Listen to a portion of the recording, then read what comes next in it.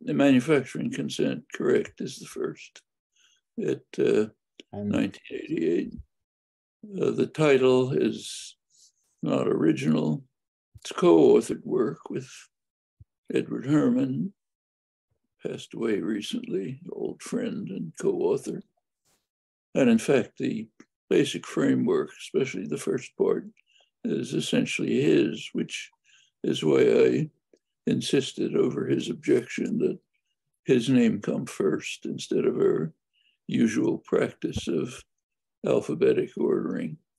The phrase is not ours. We took it from Walter Lippmann, the leading public intellectual of the American public intellectual of the 20th century. Wilson, Roosevelt, Kennedy, liberal, famous commentator on world affairs, on public opinion, public attitudes. The phrase comes from his writings shortly after the First World War. He was a member of Woodrow Wilson's propaganda agency called, naturally, the Committee on Public Information, which meant disinformation. And Lippmann was on it along with Edward Bernays, who went on to found be one of the founders of the modern public relations industry. The phrase Bernays used was engineering consent, but the same idea. Both Lippmann and Bernays were very impressed with the fact that the enormous propaganda program of the Wilson administration, of which this commission was a part, was able to shift a pacifist population to raving anti-German warmongers within a very short period. Wilson had been elected in 1916 on a pacifist program, peace without victory, but he wanted to get into the war, so had to shift public opinion. It was very successful. Lippmann and Bernays were both very impressed by it.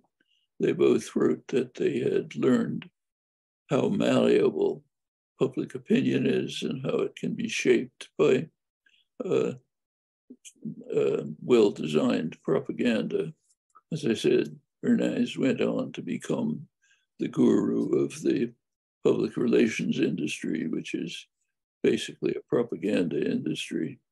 In fact, his main book on the topic is called simply Propaganda. It's Lippmann regarded what he called manufacture of consent as a new art in the practice of democracy. Democracy for both Lippmann and Bernays and the liberal intellectuals generally means a system whereby elite elements who call themselves the responsible men are able to set policy free, quoting Lippmann, free from the roar and trampling of the bewildered herd. The bewildered herd is the general population. They're, as they put it, stupid and ignorant and can't understand what's best for them. So we have to find ways to marginalize them and atomize them and remove them from any influence on policy. So we smart guys can run things by ourselves. It's a very Leninist picture.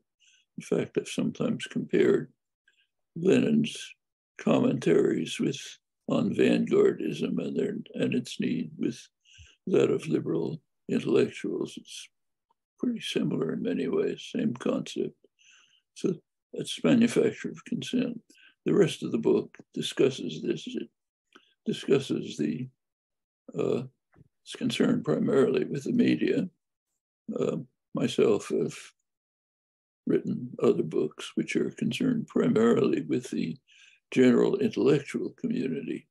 In fact, one of them came out right after this called Necessary Illusions, phrase borrowed from Reinhold Niebuhr, the revered theologian of the establishment, as he's called, considered a great moral leader. His picture was, he was the one who used the phrase I quoted before, that people are too stupid and ignorant to, in his words, to become involved in public affairs. So we have to feed them necessary illusions, emotionally potent simplifications to keep them busy and on course while we run things. But these two books, at least in my mind, were kind of paired. One about the media, one about the intellectual community, very similar in many ways.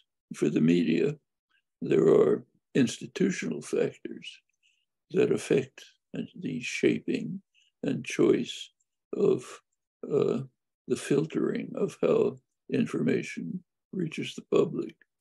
I mean, they are, Edward Herman was a specialist, he was an economist at the Wharton School, specialist on finance. His main book is called Corporate Power and Corporate Control.